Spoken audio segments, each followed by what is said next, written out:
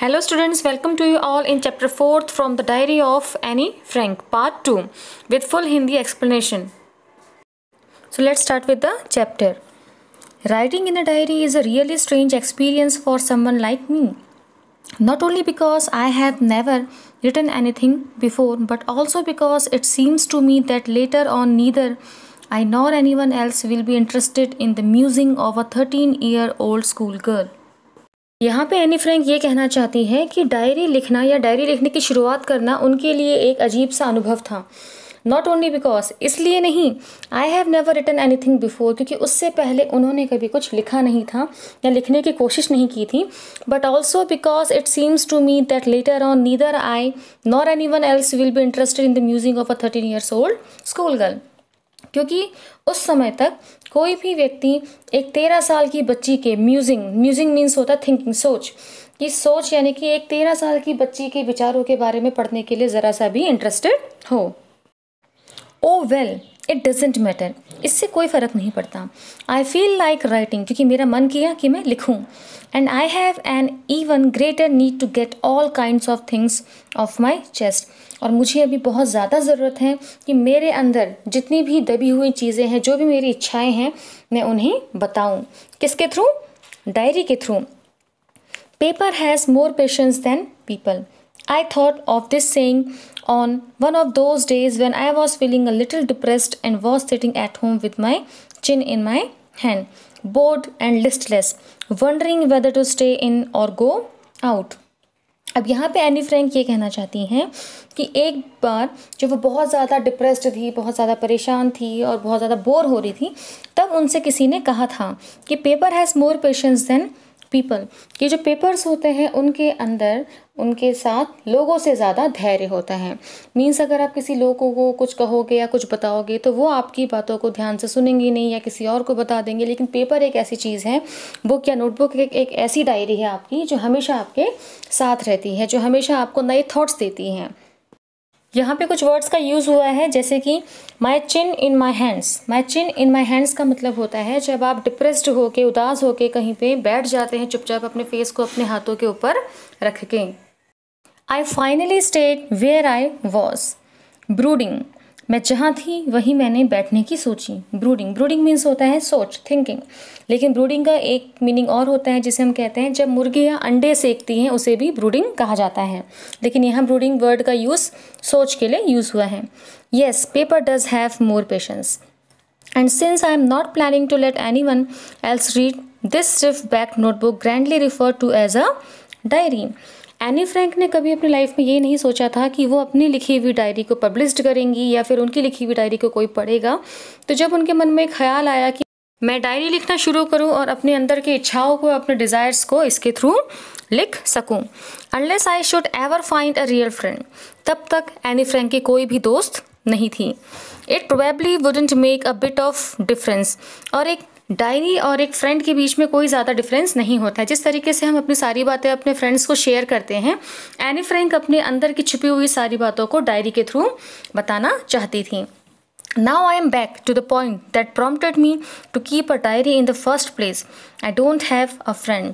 अब any Frank ने friends बनाने के बजाय इंस्टेड ऑफ मेकिंग फ्रेंड्स, उन्होंने क्या डिसाइड किया कि मैं डायरी लिखना शुरू करूँ. उसका भी एक रीज़न था कि प्रॉम्प्टेड मीन्स क्या होता है? टू एंकरेज करना, टू इंस्पायर करना, प्रेरित करना. तो उन्हें डायरी लिखने के लिए प्रेरित करने का मेन रीज़न ये था that she didn't have friend, की उनकी कोई दोस्त नहीं थे, वो किसी के साथ अपनी बातें शेयर नहीं कर पाते थे. तो जिस वजह से उन्होंने डायरी लिखना डिसाइड किया. Let me put it more clearly, मैं आपको ये चीज़ अच्छे से बता दूँ. Since no one will believe that a 13 years old is completely alone in the world. कोई मेरी बातों पे विश्वास नहीं करेगा कि इतनी बड़ी दुनिया में एक 13 साल की बच्ची अकेली है. एंड आई एम नॉट, और मैं तो बिल्कुल भी नहीं.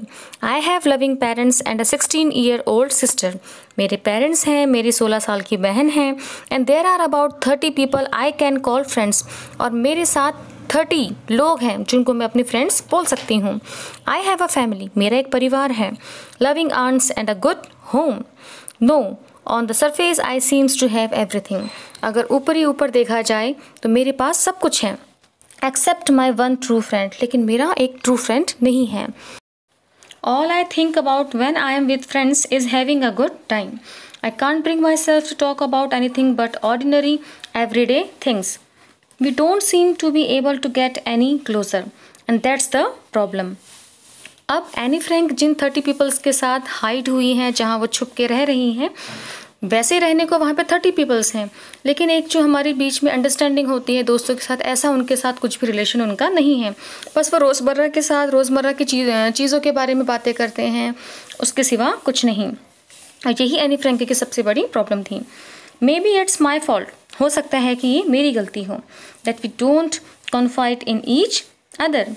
कॉन्फाइड मीन्स है to tell personal things privately to a person that one trust. शायद ये मेरी गलती है कि मैं अपनी बातों को, अपनी डिज़ायर्स को दूसरों को नहीं बता पाती हूँ। इन एनी केस, चाहे कुछ भी हो, that's just how things are. मैं बस आपको बताना चाहती हूँ कि चीज़ें कैसी हैं। And unfortunately they are not liable to change. Liable means होता है किसी पे ट्रस्टेड, यानी किसी पे ट्रस्ट करना, जिसे हम कहते हैं हिंदी में विश्वसनीय।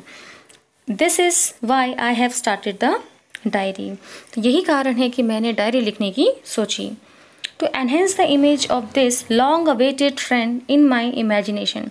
मैं कई बार अपने इमेजिनेशन में, अपने ख्यालों में एक ऐसे दोस्त के बारे में सोच रही थी जिसको मैं अपनी सारी बातें बता सकूँ। I don't want to jot down the facts in this diary the way most people would do, but I want the diary to be my friend, and I am going to call this friend Kitty. यहाँ Anne Frank ये कहना चाहती हैं कि जिस तरीके से लोग करते हैं, I don't want to jot down the facts. Jot down means होता है to write in brief, संक्षेप में लिखना। मैं बस डायरी इसलिए लिखना चाहती हूँ टू बी माई फ्रेंड, क्योंकि ये डायरी मेरी फ्रेंड है। And I am going to call this friend Kitty. और अपने इस फ्रेंड को, यानी अपनी इस डायरी को, उन्होंने एक नाम दिया किटी।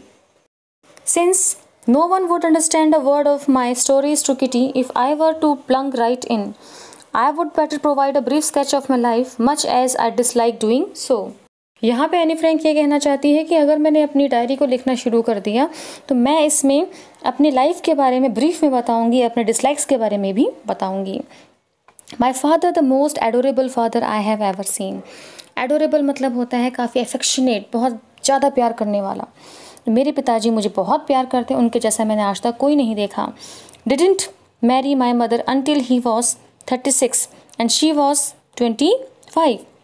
जब मेरे पेरेंट्स की शादी हुई थी तो मेरे पापा कितने साल के थे? 36 ईयर्स के थे, और मेरी mummy 25। My sister Margot was born in Frankfurt in Germany in 1926। अब यहाँ पे एनी फ्रैंक अपनी फैमिली के बारे में बता रही हैं कि उनकी फैमिली में कौन कौन है और उनके सिस्टर कब बॉर्न हुई। इन 1926 इन Frankfurt. I was born on 12 जून 1929 और एनी फ्रैंक का जन्म 12 जून 1929 को हुआ। I lived in Frankfurt until I was 4। जब वो 4 साल की थी तब तक वो फ्रैंकफर्ट में ही रहा करते थे। माई फादर एमिग्रेटेड टू हॉलैंड इन 1933 और 1933 में उनके फादर वहाँ से हॉलैंड की ओर चले गए। My mother Edith Hollander Frank went with him to Holland in September और मेरी मम्मी एडिथ हॉलैंडर फ्रैंक भी उनके साथ हॉलैंड गई। कब? सितंबर में। While Margaret and I were sent to Aachen to stay with our grandmother और मुझे और मेरे सिस्टर को हमारी दादी माँ के वहाँ छोड़ दिया। Margaret went to Holland in December and I followed in February और धीरे धीरे करके उसके बाद मेरी सिस्टर दिसंबर में हॉलैंड गई और उसके बाद में फेब्रुवरी में। When I was plunked down on the table as a birthday present for Margot, I started right away at the Montessori Nursery School. वहाँ मैंने अपनी पढ़ाई शुरू करी। I stayed there until I was 6, at which time I started in the first form. In the 6th form, my teacher was Mrs. Kypris, the headmistress. At the end of the year, we were both in tears as we said a heartbreaking farewell. लेकिन अपना first section, second section और 6th section तक उन्होंने अपनी पढ़ाई Holland में पूरी की। उन्होंने यहाँ पे अपने हेडमिस्ट्रेस के बारे में बताया है और लास्ट में एंड में उन्हें बड़ा दुख हुआ क्योंकि उन्हें वहाँ से जाना पड़ा। In the summer of 1941, Grandma fell ill and had to have an operation. So my birthday passed with little celebration. 1941 के टाइम में एनी फ्रैंक की जो दादी थी उनकी तबीयत बहुत ज़्यादा ख़राब हो गई जिसकी वजह से उन्हें ऑपरेट करना पड़ा और एनी फ्रैंक का जो बर्थडे था लिटिल सेलिब्रेशन वो थोड़ी बहुत धूमधाम से ही बनाया गया। ग्रैंडमा डाइड इन जनवरी 1942 और उनकी दादी की डेथ 1942 में हो गई। No one knows how often I think of her and still love her. कोई नहीं जानता कि मैं अक्सर उनके बारे में कितना सोचती थी या मैं उन्हें कितना प्यार करती थी और अभी भी करती हूँ। This birthday celebration in 1942 was intended to make up for the other and grandma's candle was lit along with the rest। अब जब 1942 में उन्होंने अपना बर्थडे बनाया तो एनी फ्रैंक यहाँ पे ये कहना चाहती है कि बर्थडे में जो उन्होंने कैंडल्स जलाई थी उनमें से एक कैंडल्स उन्होंने अपनी ग्रैंड माँ के लिए जलाई थी। बेशक उन्होंने बर्थडे सेलिब्रेट किया लेकिन औरों के लिए, अपने लिए नहीं, अपनी खुशी के लिए नहीं। The 4 of us are still doing well and that brings me to the present date of 20th June 1942 and the Suleiman dedication of my diary। सुलेमान मीन्स होता है कि अकेला, सुनसान, जब आप लोनलीनेस फील करते हैं उसे कहा जाता है। So students, here we have completed our second part. So your today's homework is that I will give you some questions on the basis of this video and you have to answer these questions of your own in your grammar notebook. Thanks for watching.